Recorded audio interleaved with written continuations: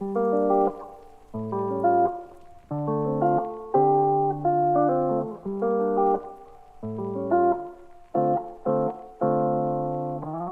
so like you were saying, basically, you know someone who was, coasting at 20K at that mark, and then just blew up because he tweaked his content a little bit. No, he completely changed. He used to be reviewing restaurants like what I do. Yeah. And then he started making food content where he just does the cooking himself. Yeah. And then he just literally got everything he does like millions of views. That reminds me of like his style, that is. Yeah, so that reminds me of Lisa Nguyen, and she is like this amazing shorts, does cooking in the pandemic. Yes. Yeah, but before then she did like reviewing, like you said, but she actually started cooking her stuff herself, and then now she's like, 2.5, 3. Yeah. Crazy. Really big numbers. The bit that I was just suddenly came up in my mind right now, there's a big debate, right? Yes. In Instagram. Because Instagram are pushing reels very hard. Okay. Which I'm so into because I'm a reel maker or a short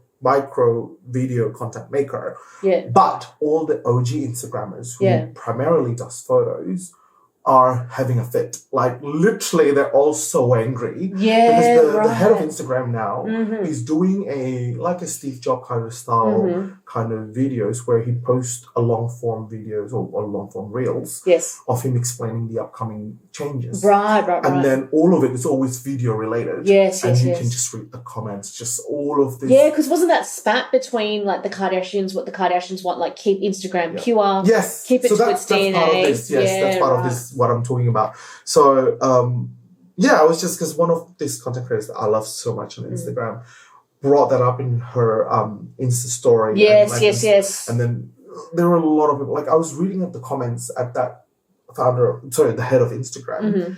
And then everyone that hates the changes literally are all the photographers. Yes, because it becomes, when you think about it, it's like a magazine then deciding, like Vogue deciding, wait a minute, we're not going to be Vogue anymore. Let's be Beauty TV or CNN TV, but for fashion. Yeah.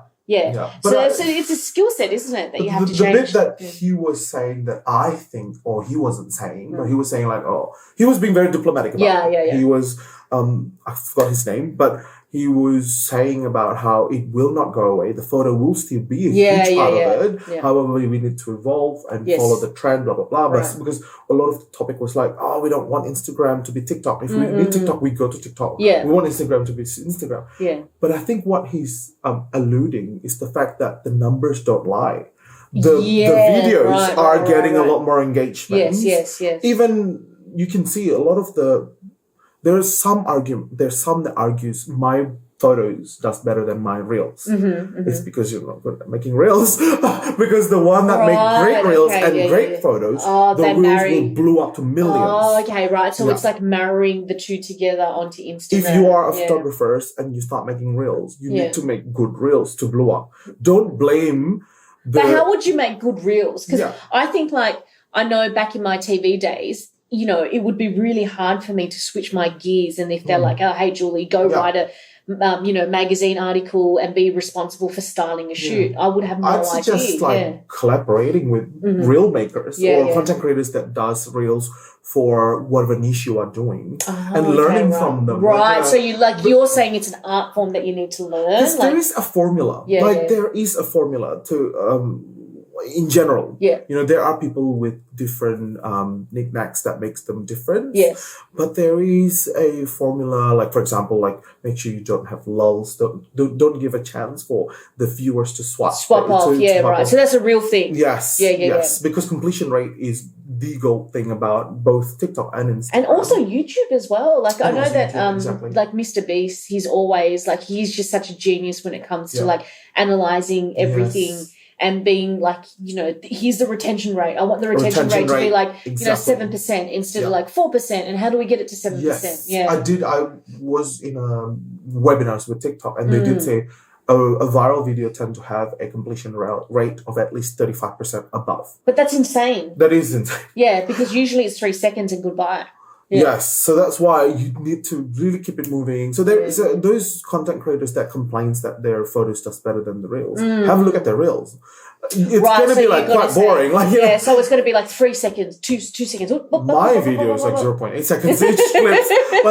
But not saying mine's right, because obviously not all of mine are booming, while there are content creators that all of their booming. I feel like if you do want to have longer form, you need to be telling a story. Yeah, like a proper story, like a why people are invested type thing. And you don't have to tell a story. It could be pictures of stories or something, or even words or overlaid with words, whatever. It needs to have a reason as to why it needs to be this long. Yeah. And keep the engagement or keep the population captivated. So like, please don't like switch off. It's like a dog. And if a dog's sitting for biscuits, it's like, okay, how do I feed the dog? What do I do next? Somebody's gonna comment and say, you think we're all dogs? What do I do next? But it's scary how human attention is just so short this day and age. I'm terrible. Before, I remember reading like long form books, and now I know it. Now I'm just like, YouTube, next YouTube. I love Judge Judy. You know, TikTok. You know what's funny? Now I'm going to tell you something that will. I don't know whether you know, but if you don't know, it'll blow your mind. If you go to YouTube and you toggle the button that move forward and move where you want it to move. Yeah, the scroll button. The scroll button.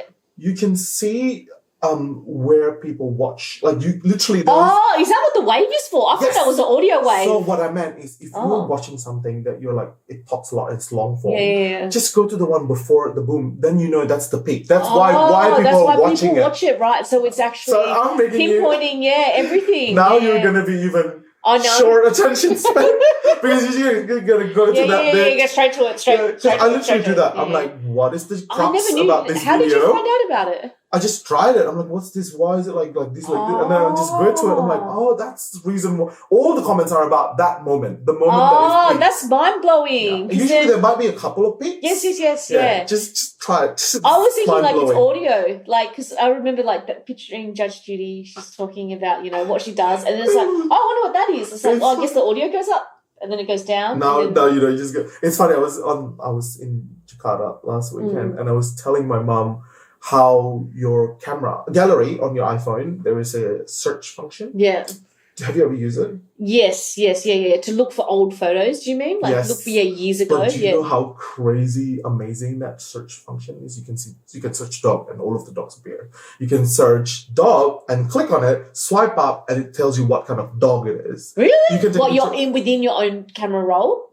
Yes. Wow. You can take a picture of a plant. And then it tells you what plant. It tells you what plant. Yes, what genus and species this plant is. And then you can search, obviously, date and time, but searching location, but like specific town wherever you are around the world. And then it will tell you. Yes, and then you go to the location, and then you click show nearby, and it tells you all of the pictures you took in Japan, in Tokyo, wherever. Oh wow! It's like my mom was mind blown. My mom was like, "Oh my god, this will help me so much," instead of scrolling after scrolling. Yeah. Because sometimes I think, there are photos that come into like my For You feed, and then it's like, this is like amazing. I remember this time. Or and then you know how you can see faces? On the search button? The faces, You can name them. So you can put Shane, and then all of the photo of Shane will appear suddenly.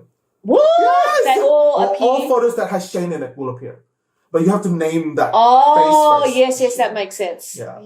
It's like, I don't know, it's scary, but it's cool. It's quite cool. See, I'm going to do that when I get home with the twins. Yes. I'm going to see if the computer can identify the twins. Oh, good question. Yeah. Yes. Like, isn't that cool? Actually, are they like, they're identical? Are they? Can you tell them? You can tell them apart. Sometimes. They're my identical twin friends, not my identical twins.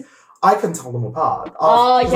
You can. But like when you look at photos when they were younger babies, it's like you have to. They start developing. They start, Like when they were younger, when they were really young, it was like really hard to tell.